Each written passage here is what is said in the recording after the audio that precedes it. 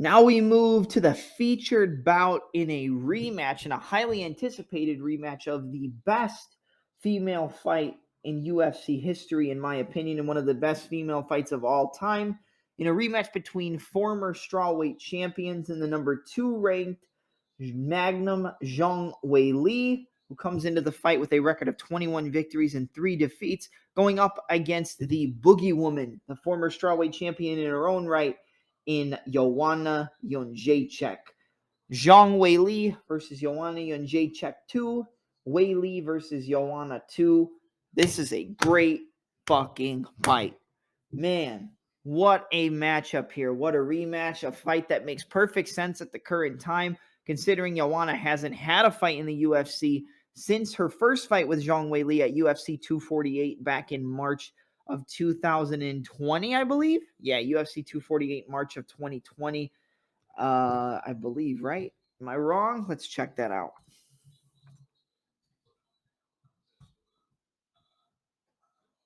No, March of 2020. So a great fight there. She hasn't fought in 2 years, a little over 2 years. Weili obviously been way more active, had 3 fights since their first fight. 2 fights against Rose Namajunas, the former strawweight champion now, which I believe is questionable. 1 loss via first round KO with a lead left high kick, but came back in the rematch at UFC 2, what was it? 260, no. Not 261. 268 maybe? Yeah, UFC 268, and lost the fight via decision, but used her wrestling more, looks to be more patient, more technical, used the use of her low kicks and combinations on the feet. But using a wrestling and what she learned out at Fight Ready is something that I think will carry her very far in this fight against Joanna. Joanna, like I said, hasn't fought since their first fight at UFC 248, but a great matchup here and a fight that I'm really looking forward to breaking down for you. We'll look at the stats quickly. Joanna Jedrzejczyk holds a record of 16 victories and 4 defeats. Zhang Weili, like we said, 21 victories and 3 defeats. Let's see if we can go back.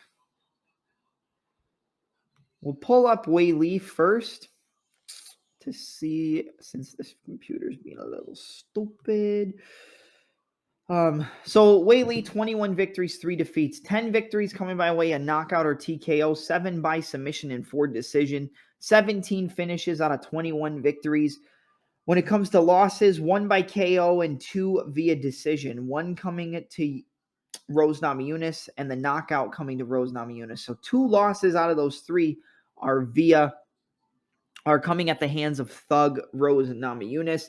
And then she lost her first professional MMA fight, I believe, and then went on a 20-fight win streak, including the victory over the former strawweight champion in Jessica Andrade in her title-winning performance at UFC's first event in China. And yeah, it was her first pro fight that she lost to Mang Bo via decision at CMMAL China MMA League in November of 2013. So from November of 2013 all the way until April of 2021, she had no losses. She was undefeated. So she was undefeated for 7 years almost. Or 7 years. And then obviously the 2 back-to-back losses against the former champion in Rose Namajunas. Now when it comes to Joanna Jedrzejczyk, Joanna champion, could she become Joanna champion if she wins this fight? Definitely a possibility, especially considering Carla Esparza is the champ. I believe that Joanna is chomping at the bits to get another fight with Carla Esparza. If she wins here, I definitely think that's a possibility. Dana White has said that whoever wins this fight will more than likely be next for the champion in Esparza. If that's the case, I think you run Namajunas versus Marina Rodriguez in the meantime. But her last win for Joanna was coming in October of 2019 over Michelle Waterson via decision. Prior to that, she had a decision loss to Valentina Shevchenko, but that was at 125. She moved up a weight class. She went all 5 rounds. It was competitive. It was a good fight, but she definitely lost it there. Before that, she had a decision over Tisha Torres. And then those back-to-back losses to Rose Namajunas. So both of these women have back-to-back losses to Rose Namajunas. I think that's a pretty interesting stat. And then, yeah, her last fight, March 7th of 2020. So over 2 years since we've seen Joanna in the cage, but it was against the opponent who she's rematching here in Zhang Weili. I think when it comes down to this fight, we can break down the stats quickly. I believe that's something that's important to look at. When it comes to reach, Joanna's going to have a 2.5-inch reach advantage. She's going to want to use that to the best of her ability. Stay on the outside. Look to counter the counter of Zhang Weili. That's where I believe Joanna is going to do the best work in this fight. Looking to counter, looking to poke and prod, keep her at a distance. 1, 2, 3, low kick, 1, 2, low kick, left hook, right hand, left hook, right low kick. Like, you have to put the combinations together and mix it up high, low, mix up the hands with the legs. Joanna is one of the best pure strikers in mixed martial arts and one of the best women's pure strikers on the planet.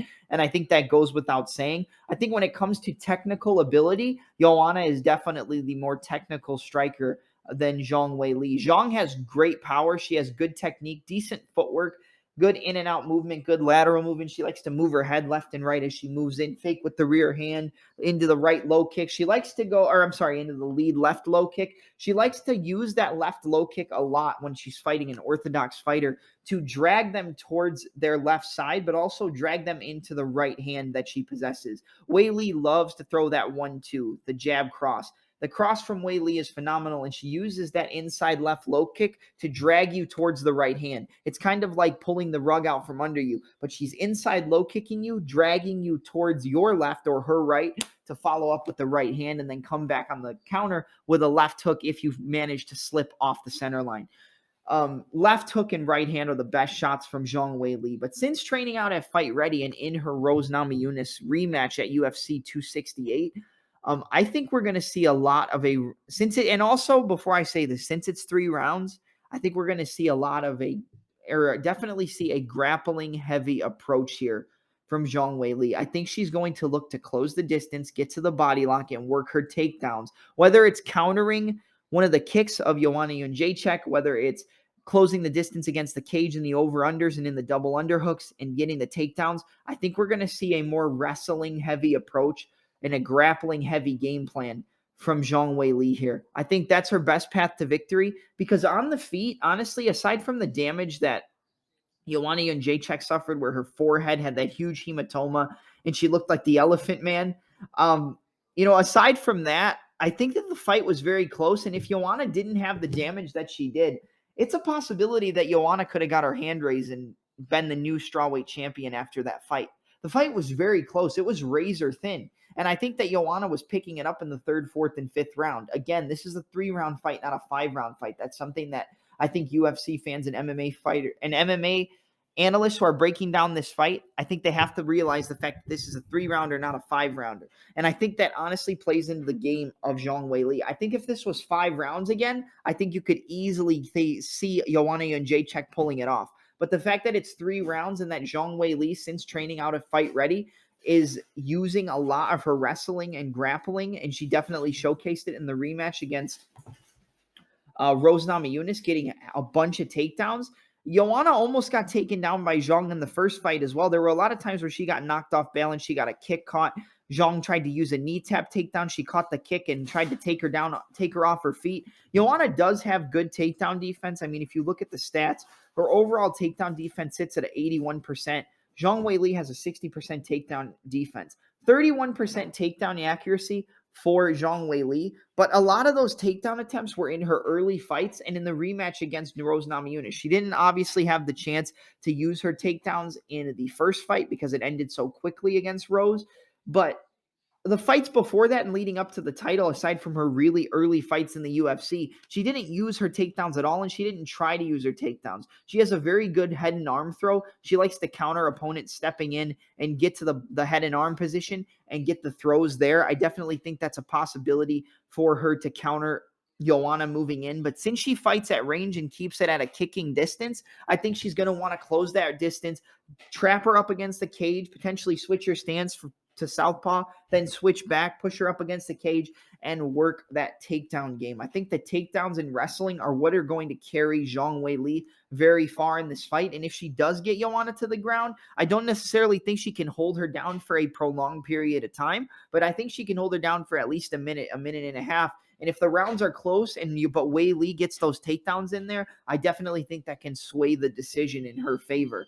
I think that when it comes to the striking, I said that Joanna is the more technical striker. She's obviously the more technical striker. And if it's a 3-round fight with no wrestling involved, I could easily see Joanna winning the fight on the judges' scorecards. Because like I said, aside from that damage that she suffered to her head and her forehead and everything, that fight was extremely close. And it doesn't surprise me. Like, it wouldn't have surprised me if Joanna got her hand raised there, like we already talked about. When you look at striking numbers for the fight, Joanna lands 6.3 significant strikes per minute to 5.47 for Zhang Weili, so very close. 45% significant strike accuracy rate for Zhang Weili compared to a 48% significant strike accuracy rate for Joanna. So again, neck and neck in terms of the numbers and also in terms of the accuracy. When you look at strikes absorbed per minute, I think we already knew that Zhang Weili was not as technical as Joanna, and I think that shows in her offense and her defense. She absorbs 4.13 strikes per minute compared to 3.08 for Joanna Jedrzejczyk.